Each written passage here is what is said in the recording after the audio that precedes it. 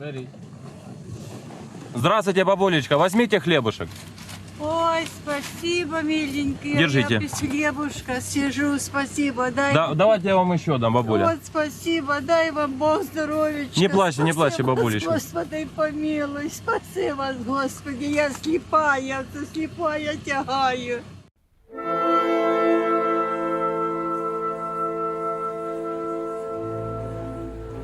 Centuries of Moscow slavery and of relentless attempts to erase the Ukrainian identity.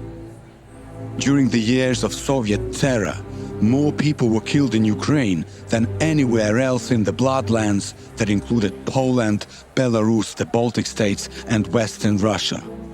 This is a terrible price that Ukraine had to pay for its freedom.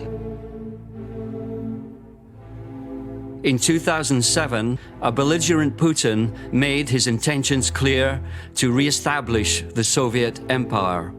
Putin understood that a free and independent Ukraine was not only a threat to the authority of the Kremlin, it would also threaten his personal survival.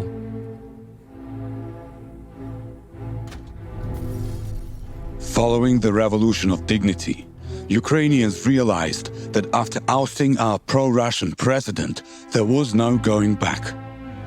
In Maidan Square, thousands of protesters gathered as bullets and Molotov cocktails exploded around us. In the middle of this crowd, Gennadiy Kurochka looked up through the smoke and, seeing the iconic Independence Monument, remembered the prophetic words of the Ukrainian poet Taras Shevchenko. Поховайте та вставайте. Oh, bury me, then rise ye up and break your heavy chains, and water with a tyrant's blood the freedom you have gained. In that moment, Gennadiy knew that he was witnessing the beginning of a historic 21st century battle for freedom. Ukrainians and all the former Soviet states who have suffered under the iron fist of a genocidal tyranny know what is at stake.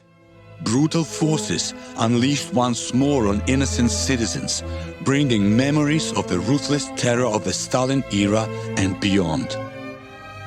The West must awaken to the harsh reality that for the sake of all our freedom, Ukraine must survive as an independent sovereign state.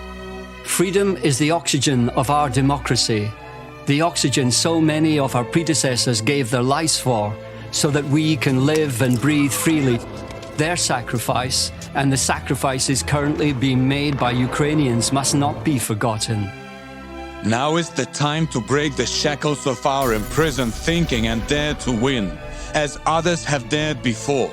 We must be prepared for a long struggle to defend the values and principles of democracy in the fight against tyranny.